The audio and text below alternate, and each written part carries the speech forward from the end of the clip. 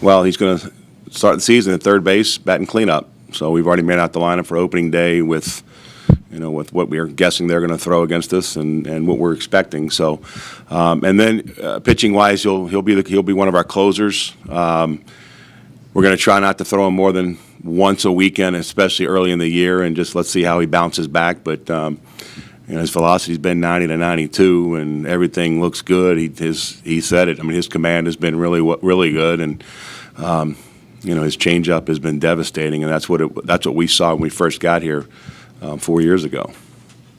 How can his story inspire your younger guys and some of the players, and just his commitment to trying to get back and play?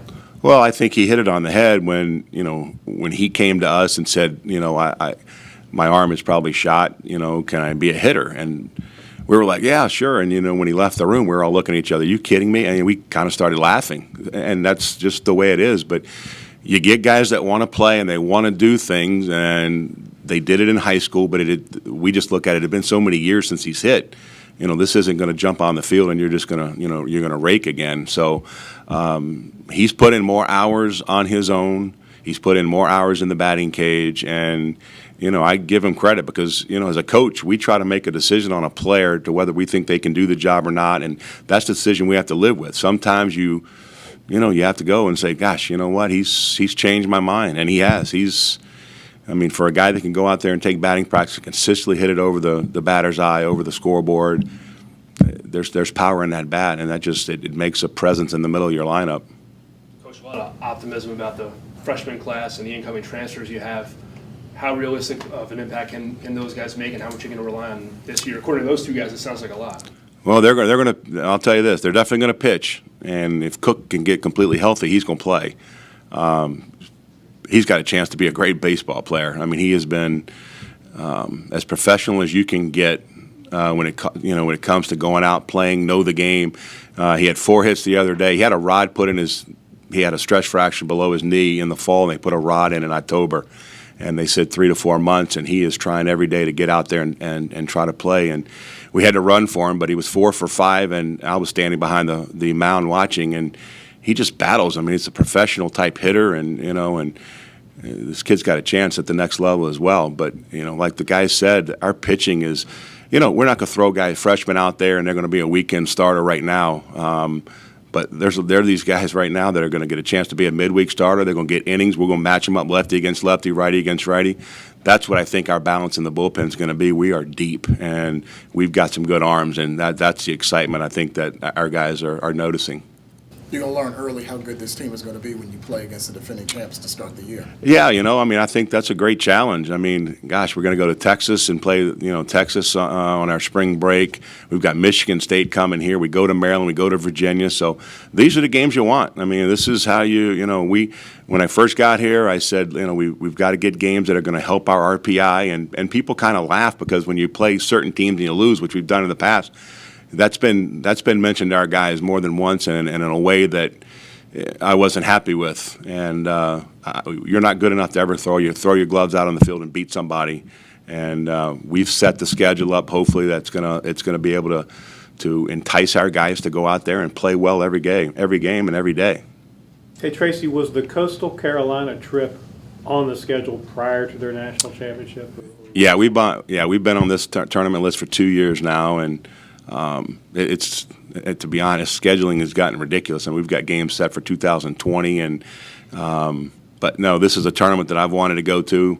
My previous school, they wouldn't take it because our RPI wasn't high enough. So now that I'm here, it's a little bit different, and so we're excited about going down there. What is it about this tournament that wants you to be a part of it? Well, you've got good teams. Usually, there's a Big Ten team in there. We were supposed to play St. John's, Coastal, and Michigan, and Michigan backed out, so that's why we're not playing them. But every year people want to go down there. You're at the beach. It's February, beginning of March, and the weather has an opportunity to be bad in different places, and it's a great environment. You're going to play one game there. We're going to play 2 at the Pro Ball Park where the Pelicans play. So these are the kind of venues that you want your players to play at, and it gives them an opportunity to play in parks that professional players, so they can kind of see what it's like. You mentioned the games on the schedule that are going to really help your guys' RPI, but looking at last season and the motivation they've had this offseason to try and get back to an Atlantic 10 tournament, how do you think these guys will go into a matchup like that and show you and us and the critics that this team belongs there in the postseason? Well, I think one thing, and we don't make excuses. We went to 4-weekend series last year in conference play with 9 pitchers, and Caleb Ward and Daniel Brumbaugh, we had to bring in twice on a weekend, and they're regular, they're playing in the field, and I've got to bring them in, and their arms were hanging. And, we went to the last weekend at George Washington and had the lead in the 7th inning by 2 runs or more in all 3 games, and we lost. They were gassed, and there was nobody else we could go to. I'm not throwing other guys that I can hurt or do. I'm not going to hurt a guy to win a game. And these guys said, I can give you all I got, and, for that part, it wasn't enough, but, we appreciate that. With the depth we've got now, we can go a long way. If we play defense and score 4 or 5 runs a game, we'll win games. Keenan Bartlett, is he going to be your Friday starter? Keenan Bartlett's locked in every Friday. So we're actually trying to maneuver if we can to get him to pitch at Texas on that Tuesday night, but we're not going to hurt him. He's got a $1 million arm, so we're gonna protect him as much as possible. As his resume continues to build, how reassuring is that knowing you've got pretty much maybe the winning pitcher once each weekend? Well, that's what we're trying to do, figure out who gives us the best chance to win the second day and win the series in 2 days, hopefully. But it's a good feeling because not only that, you've got a guy that he comes off the field, and nowadays college baseball has gotten to the point where coaches call everything. They call all the pitches. That's why they last so long. And he's come off at times and say, I want to call my own game, and we've got Brandon Johnson behind the plate with him, and they're smart enough to do that. We're going to allow that. And that if he feels confident to throw a 2-0 breaking ball to the cleanup hitter and can throw it for a strike, why are we going to sit here and throw a fastball when they're looking for it? So that confidence, I think, it gives him more confidence in his game, and that's what we're going to allow to happen. His experience in the Northwood Summer League this past year, how much do you think that will help him this season? It's going to help him a lot. You're facing the LSU guys and the Florida State guys, and you're facing good hitting every day.